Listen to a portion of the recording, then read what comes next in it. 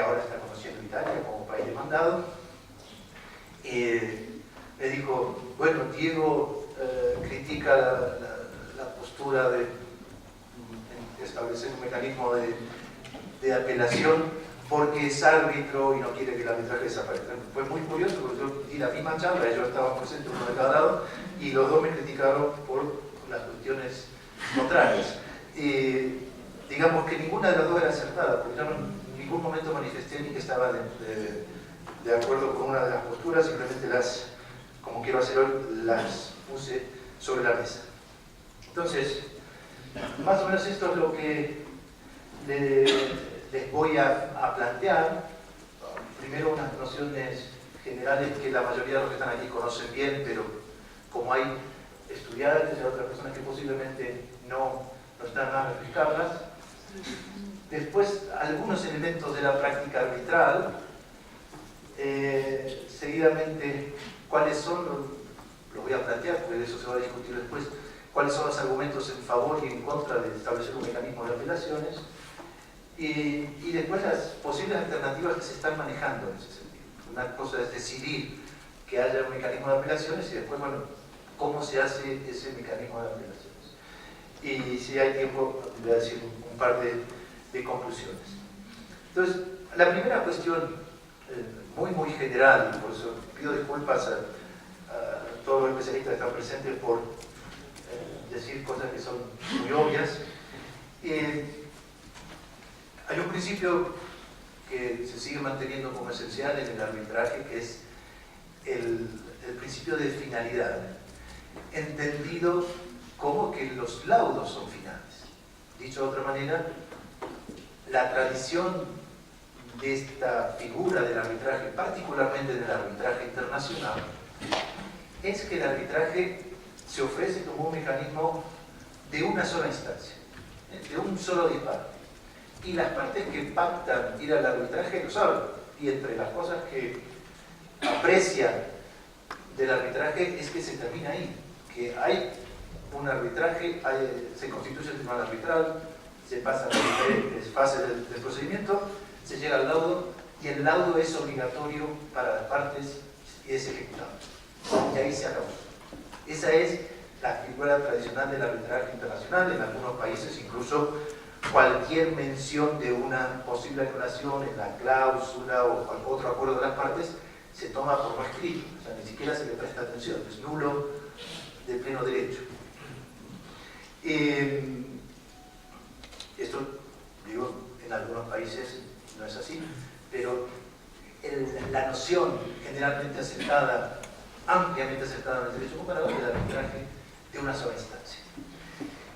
Sin embargo, todos sabemos que hay una posibilidad de revisión, varias posibilidades de revisión. No voy a agotar todas las posibilidades que hay en el derecho comparado, no estamos en una clase de arbitraje, pero básicamente existe la posibilidad de que un laudo no sea ejecutado, ya sea en los casos de arbitraje de inversiones que no van al CIADI, que son, como sabemos, según las últimas estadísticas de la UNTA, alrededor de un 35% en los casos de inversión que no van al CIADI.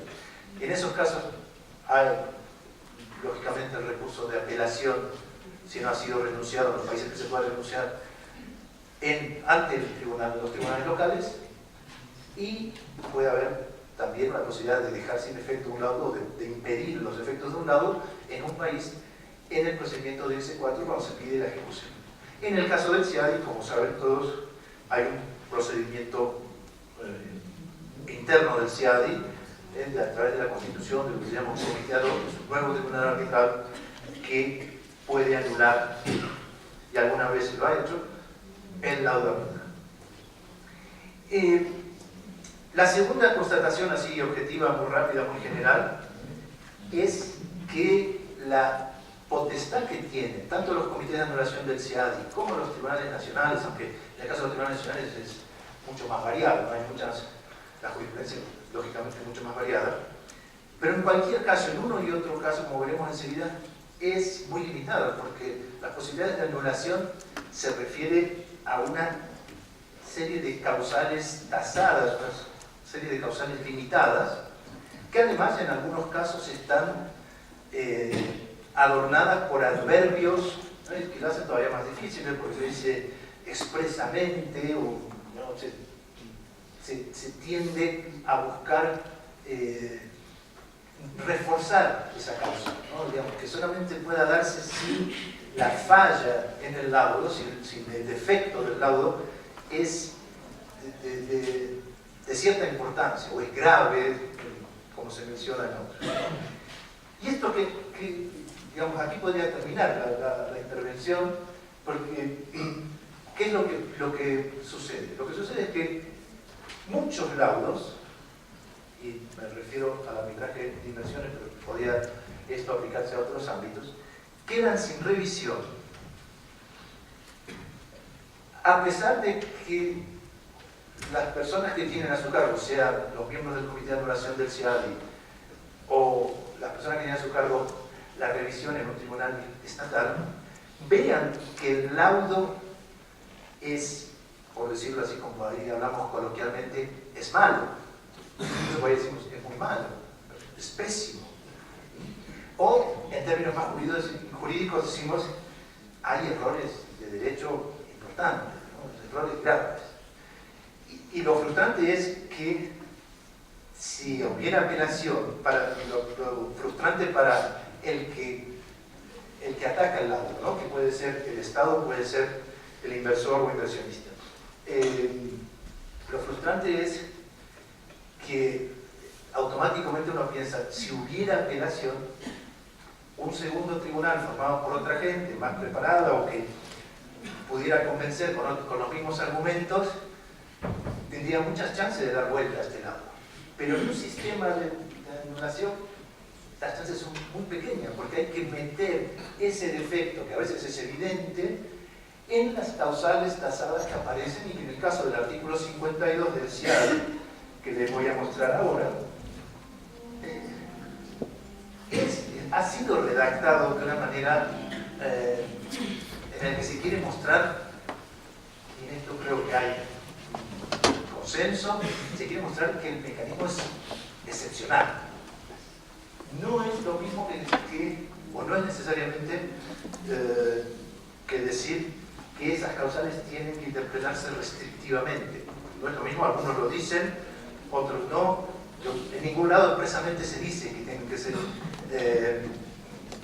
estudiadas restrictivamente. Lo que es claro es que son pocas causales, que algunas de ellas tienen, como decía antes, algún adjetivo o algún adverbio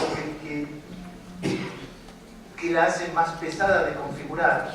Cuando decimos el tribunal se hubiera extralimitado en su facultad, no vale solamente, si detectamos que se ha extralimitado, esa extralimitación tiene que ser manifiesta. Entonces, hay toda una jurisprudencia y muchas páginas escritas sobre cómo se configura ese elemento manifiesto. Y si miramos en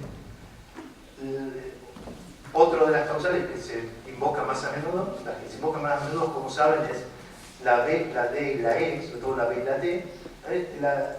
La D nos habla de un quebrantamiento de una norma de procedimiento, pero tiene que ser grave, ¿no? Cualquier quebrantamiento de una norma de procedimiento no va a servir en la práctica para anular un laudo. Y esto viene reforzado, ¿no?, en el contexto del artículo 53, en el que se deja claro que no hay apelación. Es decir, que esto nos viene a decir en una expresión sistemática que el artículo 52 nunca puede ser tomado ni puede ser interpretado sus causales para jugar como una apelación. Y algunos comités de apelación del CIADI han sido criticados precisamente por, a juicio de algunos observadores, haber incurrido en pasar esa frontera, ¿no?, o en incurrir ahí en el límite de esa frontera, actuando más como órganos de apelación que como órganos de anulación. Si vamos al 35% no CIADI, en la arbitraje de inversión, no vamos a hacer, no es ni el papel que tengo aquí, ni lo que ustedes esperan, de explicar país por país, aunque hay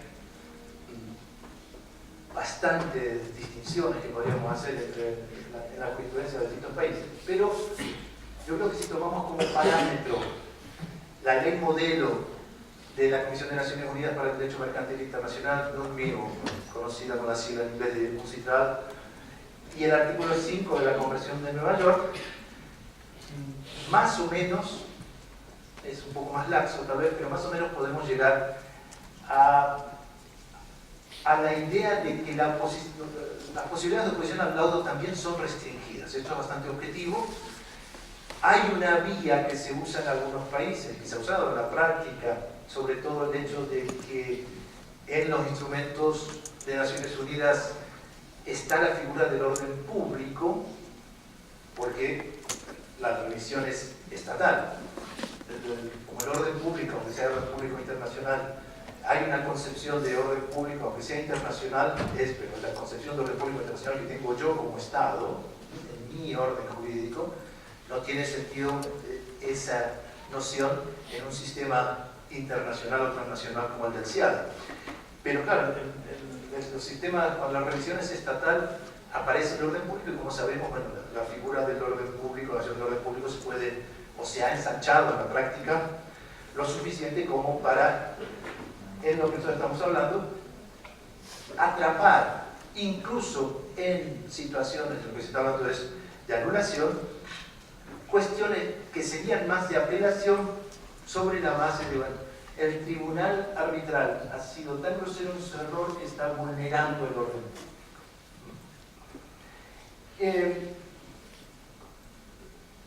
Yo represento ahí este procedimiento de anulación como un escáner y por el que hay que pasar. Nosotros sabemos en el sistema del CIADI el número de casos de laudos que se someten a anulación es muy elevado, es decir, no voy a decir sistemático, pero es un número elevado de casos del que se llevan a anulación, es decir, es una práctica bastante común. Y lo que vemos en el sistema actual es que de ningún modo, o de una forma muy difícil en el sistema actual,